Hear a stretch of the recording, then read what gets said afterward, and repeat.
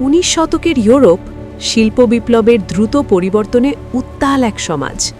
কারখানায় দীর্ঘ সময় শ্রম, অল্প মজুরি, সামাজিক বৈষম্য, এই বাস্তবতার মধ্যেই 1857 সালে জার্মানিতে জন্ম নেন ক্লারা সেতকিন। শিক্ষক হিসেবে কর্মজীবন শুরু করলেও খুব দ্রুত তিনি শ্রমিক আন্দোলনের রাজনীতিতে যুক্ত হন। তার কাছে শিক্ষা ছিল কেবল পাঠ্য বই নয়, সমাজকে বুঝে তাঁকে বদলানোর শক্তি। জার্মানিতে সমাজতান্ত্রিক আন্দোলনের ওপর দমনপীড়ন শুরু হলে তিনি নির্বাসনে যান প্যারিসে। সেখানেই তিনি আন্তর্জাতিক সমাজতান্ত্রিক পরিমণ্ডলের সঙ্গে ঘনিষ্ঠভাবে কাজ করেন। শ্রমজীবী নারীদের সংগঠিত করার জন্য তিনি সম্পাদনা করেন ডি গ্লাইকহাইট, একটি প্রভাবশালী সমাজতান্ত্রিক নারী পত্রিকা। তার লেখায় বারবার উঠে আসে একটি মৌলিক ধারণা: নারীর মুক্তি শ্রেণী সংগ্রাম থেকে বিচ্ছিন্ন নয়। অর্থনৈতিক ও সামাজিক শোষণ দূর না হলে প্রকৃত সমতা আসবে না।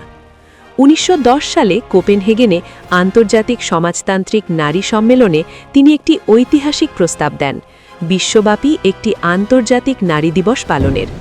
লক্ষ্য ছিল স্পষ্ট: নারীর ভোটাধিকার, শ্রম অধিকার এবং রাজনৈতিক প্রতিনিধিত্বের দাবি বিশ্বমঞ্চে তোলা। পরবর্তীতে 8 মার্চ আন্তর্জাতিক নারী দিবস হিসেবে স্বীকৃতি পায়, যা তার দূরদর্শিতার প্রমাণ। প্রথম বিশ্বযুদ্ধের সময় তিনি যুদ্ধবিরোধী অবস্থান নেন।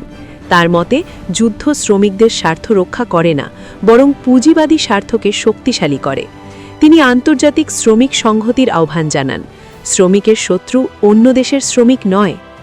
1932 সালে জার্মান রাইখস্টাগে প্রবীণতম সদস্য হিসেবে উদ্বোধনী ভাষণ দিতে দাঁড়িয়ে তিনি নাৎসিবাদ সম্পর্কে সতর্ক করেন।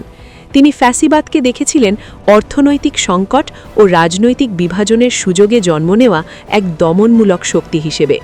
তার বক্তব্য ছিল যুক্তি নির্ভর, বিশ্লেষণাত্মক এবং ভবিষ্যৎ সম্পর্কে গভীর উদ্বেগপূর্ণ। ক্লারা সেতকিনের রাজনীতি ছিল সংগঠন ভিত্তিক। তিনি নারীদের আহ্বান জানিয়েছিলেন শিক্ষিত হতে, রাজনৈতিকভাবে সচেতন হতে এবং সম্মিলিতভাবে দাবি তুলতে। তার মতে, সমতা কেবল আইনি অধিকার দিয়ে শেষ হয় না, তা প্রতিষ্ঠা করতে হয় কর্মক্ষেত্রে, সংসদে এবং সমাজের প্রতিটি স্তরে। 1933 সালে নাৎসি শাসন প্রতিষ্ঠার পর তিনি জার্মানি ত্যাগ করেন। একই বছরের 20 জুন সোভিয়েত ইউনিয়নে তিনি মৃত্যুবরণ করেন। তাকে সমাহিত করা হয় মস্কোর ক্রেমলিন প্রাচীরের পাশে, যা তার রাজনৈতিক জীবনের আন্তর্জাতিক গুরুত্বকে নির্দেশ করে। ক্লারা সেতকিনের জীবন আমাদের মনে করিয়ে দেয় সংগঠিত কণ্ঠ, সচেতনতা এবং রাজনৈতিক অংশগ্রহণ ইতিহাস বদলাতে পারে। তার প্রশ্ন আজও প্রাসঙ্গিক: অর্থনৈতিক ন্যায় বিচার ছাড়া কি প্রকৃত সমতা সম্ভব? সংগ্রাম থেমে যায় না, রূপ বদলায়, আর ইতিহাসে ক্লারা সেতকিন সেই পরিবর্তনের এক স্থায়ী প্রতীক।